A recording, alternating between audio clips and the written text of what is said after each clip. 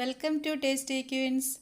ഇന്ന് ഞാൻ വളരെ എളുപ്പത്തിൽ പുട്ടുപൊടി കൊണ്ട് ഉണ്ടാക്കാൻ പറ്റുന്ന നെയ്പത്തിരിയുടെ റെസിപ്പി ആയിട്ടാണ് വന്നിരിക്കുന്നത്.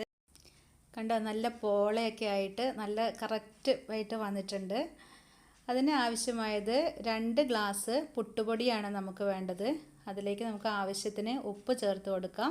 എന്നിട്ട് അതെല്ലായിടത്തേക്കും ഒന്ന് ഇളക്കിയതിന് ശേഷം നമുക്ക് തിളച്ച വെള്ളമാണ് ഇനി ഒഴിക്കേണ്ടത്.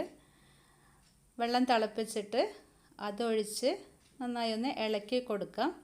ഇനി നമുക്ക് ഇതിലേക്ക് തേങ്ങയും ജീരകം ഉള്ളിയും അരയ്ക്കണം.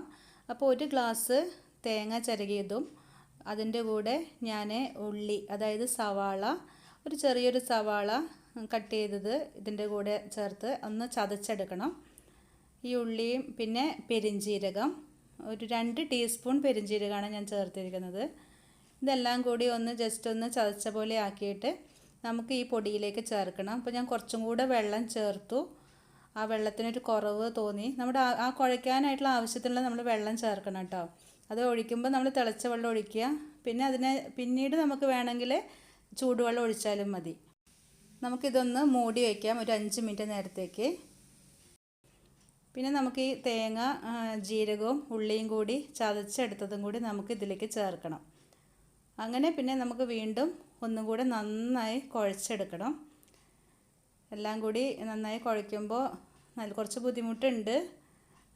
നല്ല ചൂടൊക്കെയാണ്. അപ്പോൾ അതിനനുസരിച്ച് നമ്മൾ ശ്രദ്ധിച്ചിട്ടൊക്കെ കുഴയ്ക്കുക.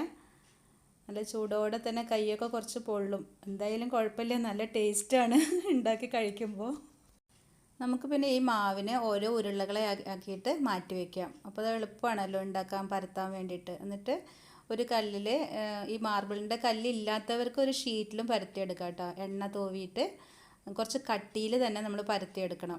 കനം കുറഞ്ഞു കഴിഞ്ഞാൽ ഒറ്റപ്പോളയായിട്ട് വരില്ല. അപ്പോൾ കട്ടി വേണം. കട്ടി ഉണ്ടെങ്കിലാണ് ഒറ്റപ്പോളയായിട്ട് വരുള്ളൂ.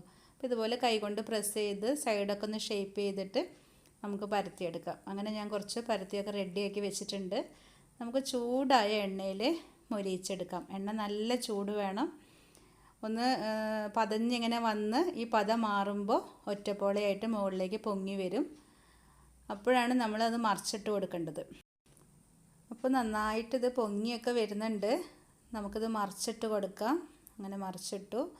ഇനി അതും കൂടെ ഒന്ന് മൂത്ത് വരുമ്പോൾ നമുക്ക് കോരി എടുക്കാം. അതിങ്ങനെ അടിപൊളിയായിട്ട് നല്ല ടേസ്റ്റിൽ എളുപ്പത്തിൽ ഉണ്ടാക്കാൻ പറ്റുന്ന നെയ്പത്തിരി, പുട്ടുപൊടി കൊണ്ട് ഉണ്ടാക്കാൻ പറ്റുന്ന നെയ്പത്തിരി റെഡി ആയിട്ടുണ്ട്. ഈ റെസിപ്പി നിങ്ങളെല്ലാവരും ഫോളോ ചെയ്യണം. അപ്പോൾ നിങ്ങളെല്ലാവരും നെയ്പത്തിരി പുട്ടുപൊടി കൊണ്ട് ഉണ്ടാക്കുന്ന, വളരെ എളുപ്പത്തിൽ ഉണ്ടാക്കാൻ പറ്റുന്ന നെയ്പത്തിരി ഉണ്ടാക്കിയിട്ട് അഭിപ്രായങ്ങൾ പറയണം. സാധാരണ നെയ്പത്തിരി ഉണ്ടാക്കാനായിട്ട് പുഴുങ്ങലരി അരച്ചും അതിൻ്റെ കൂടെ പൊടി ചേർത്തും ഒക്കെ നല്ല പണിയാണ്. അപ്പോൾ അങ്ങനെയൊന്നും ഇല്ലാതെ എളുപ്പത്തിൽ ഉണ്ടാക്കാൻ പറ്റുന്നതാണ്.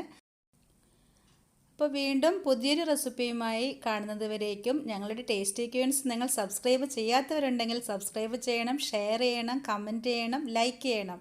അപ്പോൾ വീണ്ടും കാണുന്നത് വരേക്കും ബൈ ബൈ.